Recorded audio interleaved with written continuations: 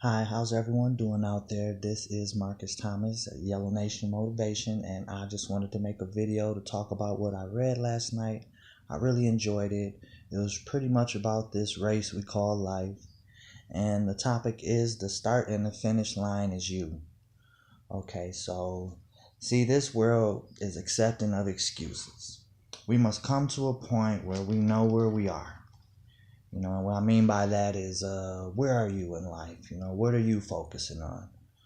What's going on with you? I don't think a lot of people take the time to, feel themselves out.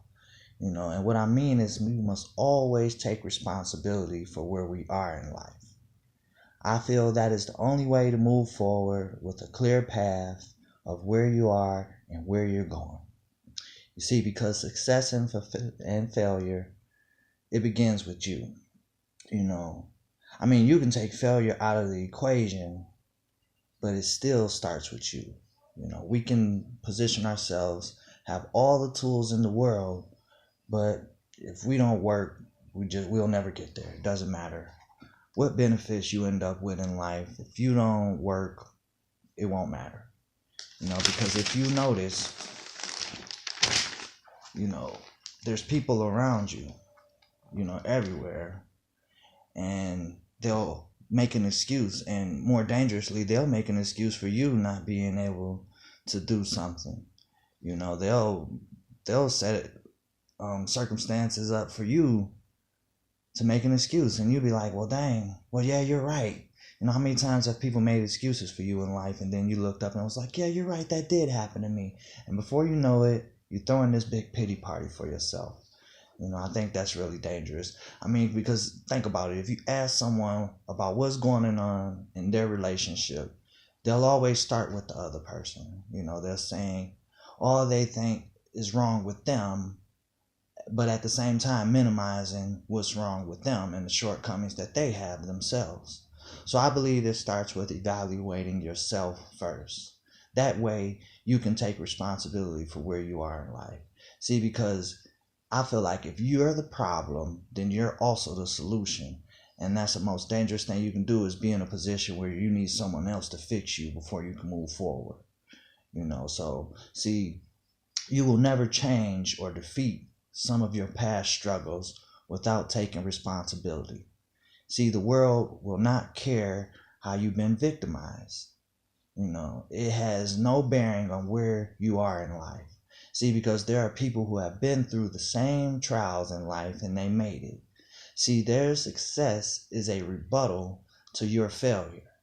See, because if one person can overcome that obstacle, then by default, we can no longer use that situation as an excuse to why we couldn't make it. So that means drugs, violence, molestation, and all the evil things that can happen to us on this earth is not an excuse, because if one can beat it, all can beat it. And I know I am just so fed up with people, always blaming others for their shortcomings in life. That's something that I feel like is very dangerous, and we got to stop doing that. See, what we do about what happens to us is more important than what happens to us. You know, See, because it's the subtle way that the enemy deceives us. That's a subtle way that he does things. Is, sometimes he'll try to make you seem like, well, your success is dependent on other people's actions. But in the same sense, doesn't that make them the Lord over your destiny and the reason why you are where you are in life? Now, don't that sound a little bit crazy? See, I don't know about you, but there's not a human on this earth that's strong enough to control my future. See, there's not one person that can do anything to me in this world that can stop me from achieving my goals. Bottom line, nobody, nothing. I will overcome it, and it'll just be another notch under my belt. And honestly, the more you overcome things, the more confidence you have to attack those things that you thought was impossible. They'll start to seem possible. You know, See, and the first thing people will say, well, you just don't know. I had it hard. I had this. I had that. That does not matter. There is no excuse for failure. That's why even in the Bible, God didn't ask Adam in the beginning. He didn't ask him nothing but where are you in life? Where are you? He didn't ask how you got there. He said, where are you? Adam, what did he do? He responded by making excuses and passing the blame. Well, it was the woman and blah, blah, blah, blah, blah. See, deception will always cast the blame away from itself. See, it's hard to go through life and take responsibility for you and not use the excuse of someone else. How many people in their 20s, 30s, and 40s are still blaming how they were raised or their circumstances for where they are in life? It's sad. Then your kids who's been watching you do this for all these years, they think, well, I got an excuse not to be successful too, so now they start blaming you and then you get upset. But where did they learn that from? See, I was raised tough just like a lot of people, but I made it, and it probably made me stronger anyway, So honestly, I'm glad I went through some of those things, See, pressure busts pipes, but it also makes diamonds. See, if you are not careful, these subtle deceptions can breed negativity in your life that can stun your growth and limit your success. How will you ever reach your destiny if you keep basing it on the actions of other people? How can you say God is great, then in the same breath say it's because of this or because of that I didn't make it? See, well then it's worthless to believe in God then, if you don't let little circumstances or another human being hold you back.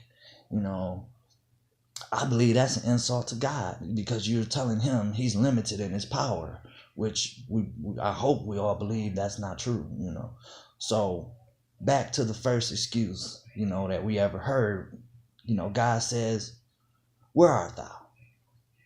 And he says, well, she gave it to me. She gave me the fruit, He looks at Eve. She says, hey, don't talk to me because the serpent said here, blah, blah, blah, blah, blah, and then when nobody takes responsibility, you hide from the challenge. And if you're not careful, you will spend your entire life hiding in the shadows of your excuses.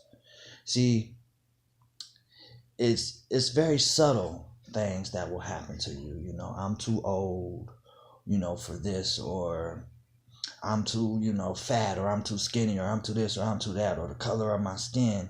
You see, but potential doesn't have an expiration date, and it doesn't have a form. It doesn't form to color or none of that. It's all in your effort, but so many people, because excuses give them shelter, they'll hide, see, and if you don't challenge yourself in this area, eventually you'll be buried without ever really living.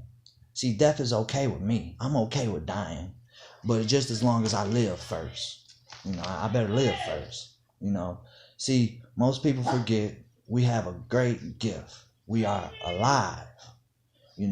How many people take their life for granted? No matter what is going on in your life, as long as you're alive, you can fix it. So Psalms 1:1, which is one of my favorites, says, you cannot walk in the counsel of the ungodly. So who you take advice from is critical. If they are defeated, what advice can they give you then? See, back to my story. If Adam and Eve would have never walked in Satan's counsel, none of this would have ever happened. See, you can't run with defeated people. They will co-sign your excuses to not be successful. What does the saying say? Misery loves company, not visitors, but company. I see people all the time stuck and making excuses, and it's sad. They have all the reasons not to be successful, when I want to scream and tell them, you're supposed to give me all these reasons why you should be successful and not fail. Our power is unlimited. Just take the cap off. See, it takes too much energy to cry about what's wrong. You got to get up and fight. So the last of the story, Adam finally comes into the light and says, here I am. and God was upset, but he looked out for him still. See, God is not intimidated by our mistakes. All of us has done something wrong. We've all messed up in some way. But see, that's the enemy. He would like you to believe that because of your mistakes in life, that you're unredeemable. See, but most success is made out of failure. So I say, we are the starting line and the finish line. Now, how you run this race is up to you. So that's all I have for today. Thank you very much for listening. I appreciate all the support. As always, it's mostly for me, but if I could help somebody else do this, then I'm very happy about that. Check my links out below. If you haven't subscribed, please subscribe. I love you all very much, and let's go be great.